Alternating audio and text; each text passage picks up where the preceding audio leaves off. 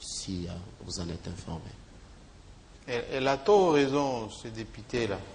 Autant de lettres, de copies postées sur Internet. Cet argent provient de la production ou bien de l'argent de pétrole non déclaré en RDC, des concessions données, comme l'a dit M. Jean-Marie Kassamba, des sociétés données à des gens qui ne sont pas reconnus et des sociétés qui ne seraient pas reconnues au niveau ici de la RDC ou au niveau du monde du pétrole, mais qui sont plutôt postées aux des spéculateurs, on va dire. Exactement. Je n'ai pas enregistré le cas. Je ne voudrais pas passer le temps en train d'énumérer les blocs du bassin côtier qui sont attribués avec les sociétés qui sont connues.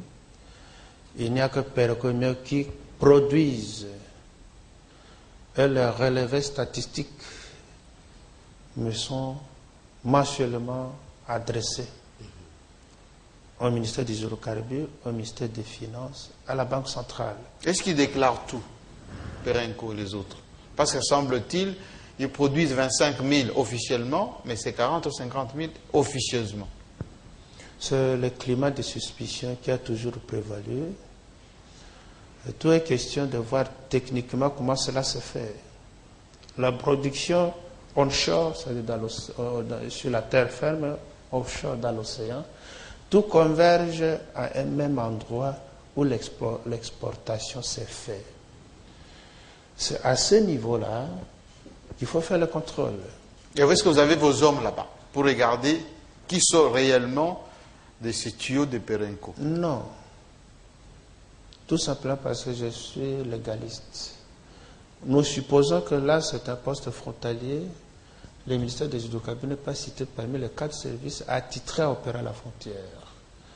Mais vous avez la DGDA, vous avez l'OCC, vous avez Ami Congo qui assure le contrôle de l'exportation du brut congolais. Toutefois, à titre exceptionnel, je peux envoyer une mission de contrôle. Et nous l'avons fait. Nous avons pris soin de former d'abord nos agents par des spécialistes français. Ça fait, je pense, 2 semaines qu'ils sont rentrés pour assister, voir comment le produit quitte les tankers Kalamu vers le bateau qui vient se ravitailler. Et les tableaux de bord ont été contrôlés de part et d'autre. Je n'estime pas que ce contrôle, cette descente unique est suffisante pour garantir s'il y a fraude ou pas. Mais l'unique exportation qui avait été effectuée à présence de ces experts, des ministères mixtes, c'est-à-dire le mien, le ministère des Finances, et l'Ami Congo, le travail est fait. Nous n'avons pas enregistré trop d'écart dans les déclarations. Mathieu Kamango? Alors, une dernière question. J'ai fait le monitoring ce matin sur les secteurs des hydrocarbures. On dit la RDC puissance pétrolière à 2020. Vous en avez à la fois l'optimisme ou vous vous dites oh non, je gère le présent, je gère ce qui est. Vous vous contentez des rapports négatifs ou positifs de vos services que vous vantez trop, monsieur le ministre. En tout cas, 2020,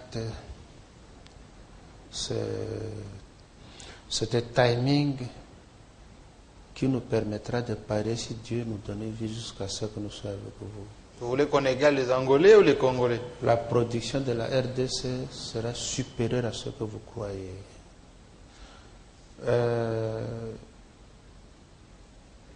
Il y a beaucoup de perspectives positives. J'ai donné le cas de bloc 1, 2 et 3 de Graben-Albertine. 2016-2017, si nous nous retrouvons, même dans la rue, nous allons nous échanger avec vous. En tout cas, vous allez vous retrouver. Merci beaucoup. On va terminer cette émission tout à l'heure avec Gaël Kioukoungou, mais je vais poser une question, on va dire, des confiances. On a l'impression que vous êtes tellement sûr de vous que les perspectives, les études qui vous sont présentées sont trop rassurantes. Est-ce que les hommes suivent aussi? Est-ce qu'on a des ingénieurs, des techniciens qui maîtrisent le secteur pétrolier? Je voudrais vous dire qu'il faut d'abord faire confiance à soi-même, il faut faire confiance à ses collaborateurs. Que ce soit au cabinet, que ce soit au secrétaire général, vous trouverez des spécialistes du secteur. Il y a des chimistes, vous trouvez des géologues qui sont formés. L'exploration qui se fait l'objet d'un suivi. De nos techniciens en nous. Les nôtres, lorsqu'on commence la gravimétrie, lorsqu'on commence la sismique, les nôtres assistent jusqu'au bout. Les résultats envoyés à l'extérieur, l'analyse, l'interprétation, quand ça revient, on vient présenter au niveau du ministère. Et nos géologues assistent à la présentation et les données quantifiées font foi parce que c'est scientifique. Ce ne sont pas des évaluations à titre comme parce qu'on a lu aussi quelque part qu'il y a beaucoup de cabinets extérieurs qui nous facturent trop cher des études et parfois la poche du Congolais et le trésor public en souffrent sans des résultats à court terme. Ce n'est pas directement la RDC, mais de façon indirecte. En fait, l'exploration se fait aux frais de la société,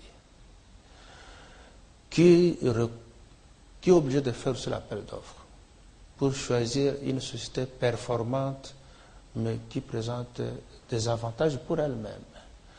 La RDC suit et fait l'audit, de sorte que lorsque l'exploration termine, la production commence, la société devra se faire rembourser toutes les dépenses. La République démocratique du Congo, à travers les fonctions, veille pour qu'il n'y ait pas de dépassement exorbitant des chiffres pour que la RDC ne soit pas amenée à payer n'importe quoi. Ça signifie que chaque étape fait l'objet de l'audit. Nous n'allons pas remettre les intérêts de la RDC au profit de sociétés étrangères parce qu'ils ont aussi leurs intérêts là-dedans. La RDC doit gagner. Merci beaucoup. On a beaucoup parlé des intérêts de la RDC. Gaël Kubungu va essayer de nous décortiquer peut-être des aspects. Comme on dit, on garde toujours les costauds pour la fin. Le ministre est là. Je vous en prie. Bonjour Crispin Atama. Bonjour. Alors, il y a quelque chose qui m'est resté comme ça à l'esprit tout à l'heure. On vous a présenté comme juriste, vous demandant si vous étiez surdoué. Là-dessus, je ne sais pas si vous en êtes convaincu vous-même. Mais sinon, par rapport au mot technocrate, est-ce que vous retrouvez un juriste à la tête du ministère des hydrocarbures qui a dû aller à l'école, parce qu'entre-temps, vous avez dû apprendre, vous imprégner, comme vous l'avez dit. Est-ce que vous pensez que vous êtes à votre place dans ce gouvernement de technocrates? Il faut savoir manipuler les personnes. Moi, je suis juriste de formation.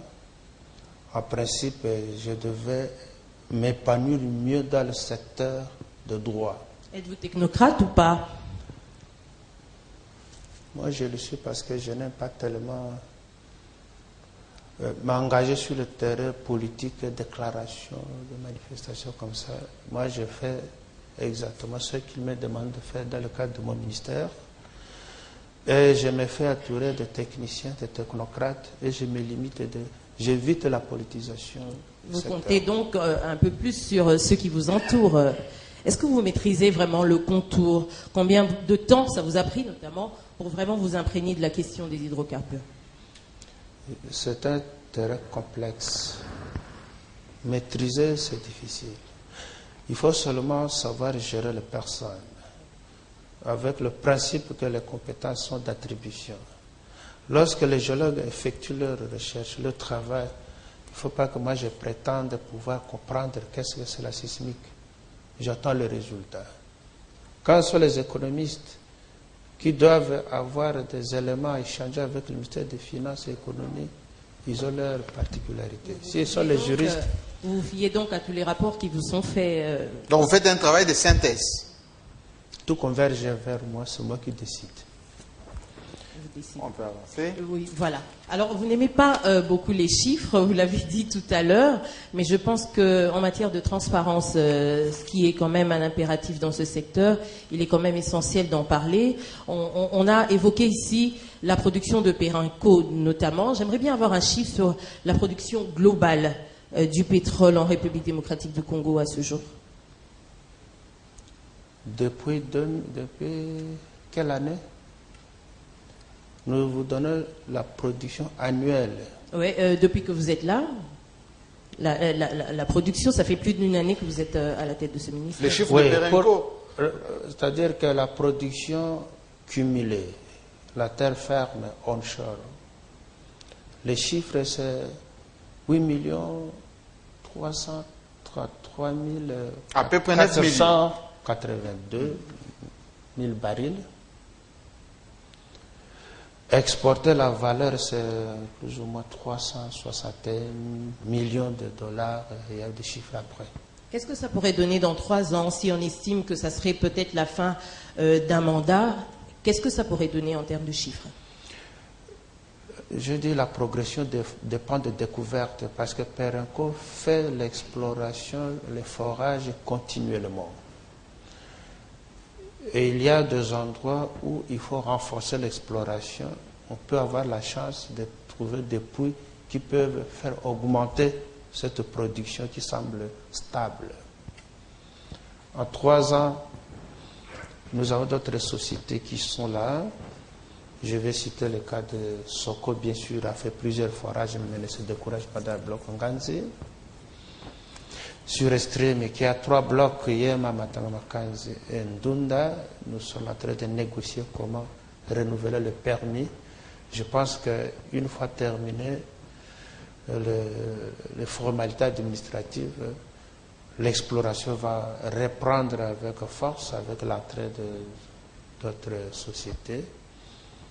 Ça peut, comme c'est tout près de la côte, il ne se posera pas tellement de problèmes d'évacuation de produits. Nous espérons que la production pourra augmenter dans 3 ans. Donc on peut arriver à $1 milliard facilement dans 2 ou 3 ans. Contribution substantielle. Le secteur du pétrole, normalement, est plus porteur que n'importe quel autre secteur. Le 1 milliard, en réalité, il suffit d'atteindre 100 000 barils par jour ou de passer le 1 milliard. Alors, vous avez parlé notamment de ce contrôle des déclarations où vous estimez qu'il n'y a pas beaucoup d'écart. Donc ça veut dire pour vous aujourd'hui que la fraude est complètement mise de côté. Vous avez réussi à lutter contre ça. Est-ce qu'on peut être sûr qu'il n'y a plus de fraude dans ce secteur? Nous avons dit ceci. Il y a des services techniques qui contrôlent toute exportation de nos bruts. Nous avons tenté l'expérience de former nos spécialistes pour aller assister à une première exportation contrôlée par nous.